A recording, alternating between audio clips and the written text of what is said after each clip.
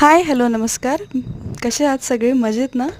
मी चेतना तुमचं माझ्या चॅनलमध्ये मनापासून स्वागत करते. आज आपण बघतोय मऊ लुसलुशीत टम्म फुगलेली चपाती. आमच्या साईडला पोळ्या म्हणतात. मी सध्या माहेरी आली आहे आणि माझ्या माहेरी एक मावशी असतात स्वयंपाकाला. तर त्यांना मी विचारलं ॲक्च्युली की त्यांच्या पोळ्या खूप छान लागतात खायला आणि तशीच नुसतीसुद्धा खाली तरी छान लागते. सो मी आज शूट करायचं होतं मला, त्यामुळे मग मी त्यांना विचारलं की मला या ट्रिक्स सांगा. सो मला असं वाटलं मी तुमच्याबरोबर पण शेअर करूया. सो त्यांचं म्हणणं आहे की आपण खूप वेळ कणिक भिजवून ठेवली तरच पोळी छान मऊ येते, असा काहीही भाग नसतो.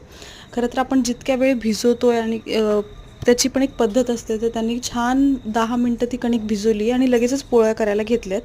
पोळ्या करताना त्यांनी छान आधी एक गोळा घेतला, त्याला छान पसरवलं आणि तेल लावून थोडंसं पीठ लावून छान गोळा बंद करून घेतला आणि सगळ्याकडेने चपाती गोल छान लाटून घेतली आहे.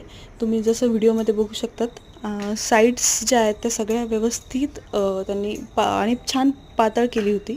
मधलं पण भाग छान पातळ झाला होता आणि छान गोल गरगरीत अशी ती झाली होती.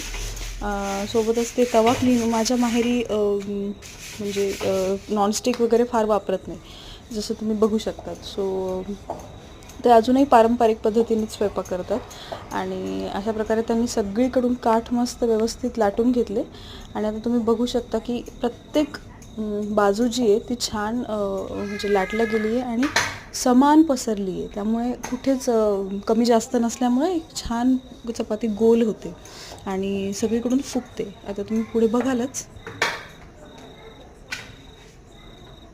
दुसरी ट्रिक अशी आहे की आपण चपाती टाकल्यावर त्याला वरून असे बबल्स टाईप यायला लागतात.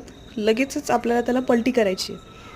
पलटी केल्यावर दुसऱ्या साईडने आपल्याला थोडा वेळ ठेवायचं आहे. छान फुगल्यावर मग आपल्याला पलटी करायची. पहिल्यांदा लगेचच करायची आणि दुसऱ्यांदा हळू करायची.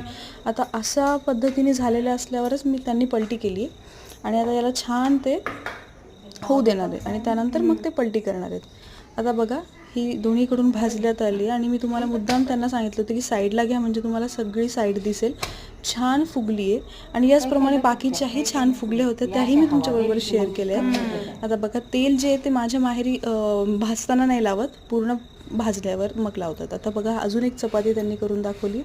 खूप मऊ लागत होती, खूप छान लागतात आणि खूप खरपूस लागतात. आता ही छान फुगली आहे. अशाच प्रकारे त्यांच्या सगळ्याच फुगत होत्या. सो तुम्ही बघू शकता. मला तर खूप आवडतं त्यांच्या हातची आणि मला तेवढं नाही जमत, पण मी आज छान त्यांच्याकडून शिकून घेतलं सगळं आणि मी नक्की या ट्रिक्स फॉलो करेल. तुम्हालाही आवडलं तर तुम्हीही करा. Thank you so much.